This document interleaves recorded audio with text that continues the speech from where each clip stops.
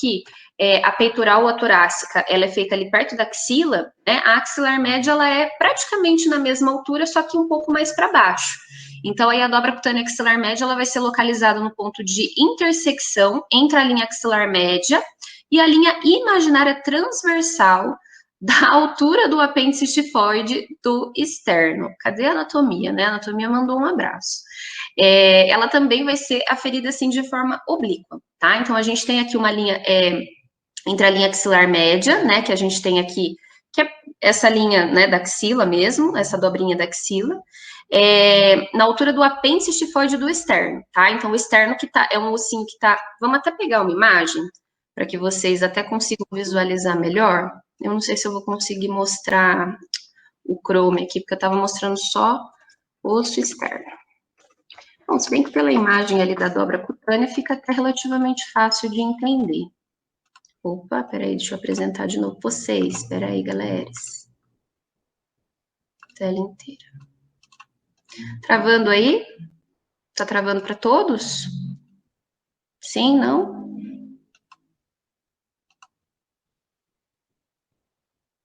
Opa, não é para abrir isso. Ó, mas aqui tá pequenininho, mas acho que dá pra gente conseguir ver, né? A gente tem aqui, ó, o externo, que é bem aqui no meio, tá? Esse osso que fica bem aqui no meio do peito. A gente tem as clavículas, né, aqui acima. A escápula que tá lá atrás. Ou o húmero aqui do braço, né, que é onde a gente até vai utilizar as extremidades dele, né, principalmente aqui de cima, pra gente poder fazer a identificação do ponto médio do braço.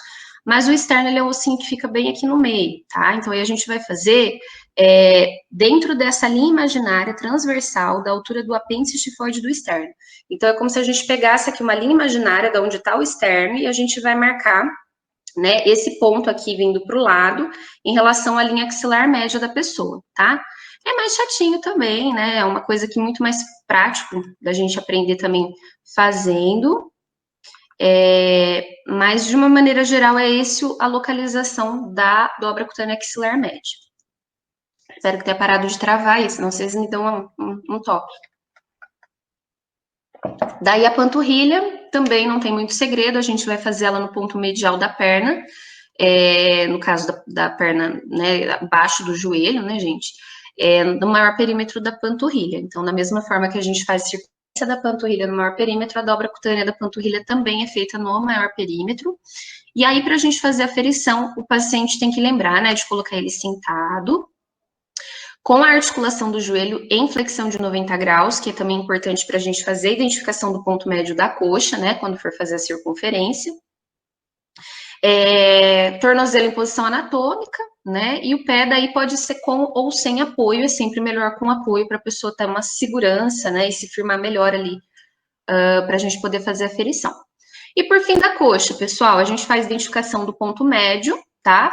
E aí, bem aqui na frente, né, a pessoa, bem na parte anterior da coxa da pessoa, a gente vai fazer a leitura, lembrando que tanto para a panturrilha quanto para a coxa, a gente vai fazer a leitura, né, com o adipômetro perpendicular, tá bom? Então, ele vai ficar aqui certinho, 90 graus na horizontal para fazer a medida.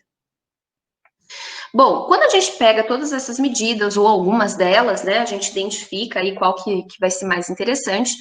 Vamos falar sobre a primeira forma de analisar, né, como eu falei para vocês aqui, não tem muito segredo, a gente vai fazer como se fosse um antes e depois. Então, a gente vai ter uma ficha de avaliação, né, onde a gente vai marcar ali todos os valores das pregas ou dobras cutâneas que a gente fez, e aí a gente vai ter o resultado após, né, uma certa intervenção, e comparar esses resultados. A gente pode fazer isso para as medidas isoladas, tá? Em valores absolutos. Então, aqui tríceps antes era 22,5, depois foi para 19,4, então teve uma redução de 3,1 milímetros. E aí a gente também pode fazer por regra de 3, né, um percentual, e chegar aí num percentual de variação, que aqui no caso do tríceps foi de 13,8. Então, vejam que é legal para a gente até conseguir ter uma visualização mais objetiva de qual medida que teve mais variação. Então, aí pegando, por exemplo, essa tabela de medidas para esse paciente, ele teve mais variação para a tríceps, né? Foi o local ali que ele teve mais redução de gordura. Enquanto que a que menor, né, deu resultado, que menos deu resultado foi a subescapular, por exemplo. E aí a gente também pode ter a somatória de todas as medidas, pega, né, um valor geralzão e aí a gente consegue ver que ele perdeu 12,6%, teve uma redução, né, de 12,6% de espessura dessas dobras cutâneas dentro do período aí que foi avaliado, tá? É bem legal a gente fazer isso também, como eu falei para vocês, até para a gente ter esse parâmetro de quais pontos do corpo estão tendo mais variação, né? Quando a gente faz uma bioimpedância tetrapolar, a gente consegue ver, né, quais, dependendo do modelo da balança, se eu não me engano, todas as tetrapolares, elas têm essa opção da gente conseguir ver exatamente quanto de gordura tem na perna direita, na perna esquerda, no braço direito, no braço esquerdo.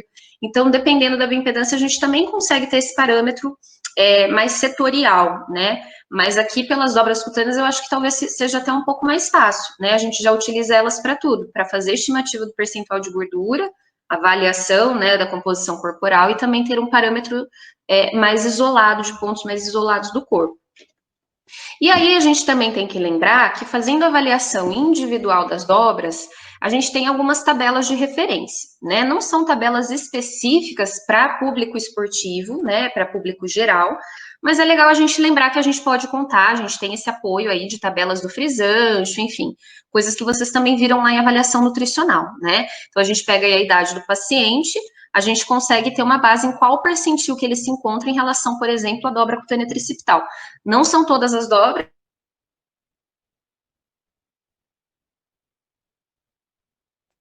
não estou enganada. Na apostila de avaliação nutricional de vocês, a Cássia, acho que colocou todas essas tabelas que existem de referência de medidas isoladas, né, de dobras cutâneas. Então, assim, a gente pode contar com isso, tá? Não é tão útil para a nutrição esportiva, mas existe esse parâmetro aí de comparação, tá?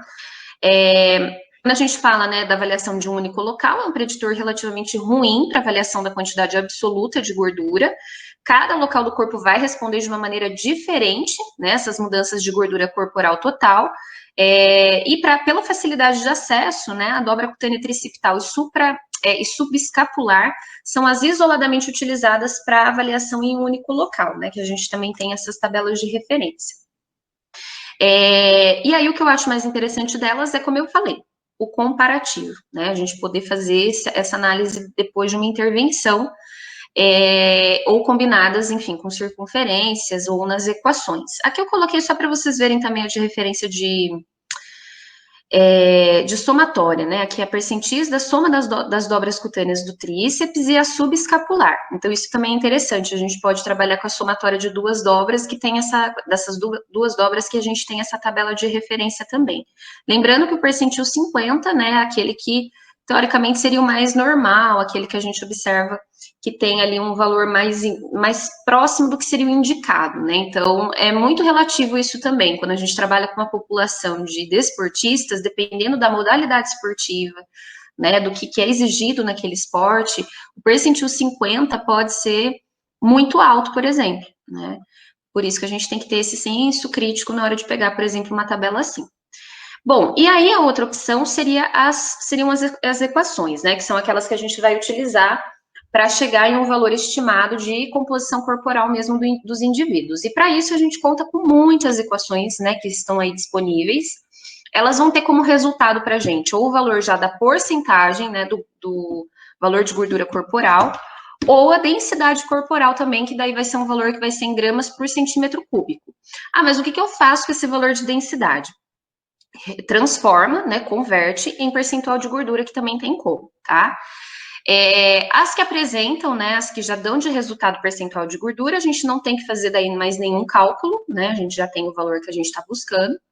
E para depois a gente conseguir fazer a conversão, né, quando eu pego, por exemplo, uma conta lá, uma equação que ela dá o resultado em densidade, como que eu vou chegar no valor de gordura? Existem duas fórmulas, que é a de Siri, ou Siri, e essa de Brozek, tá?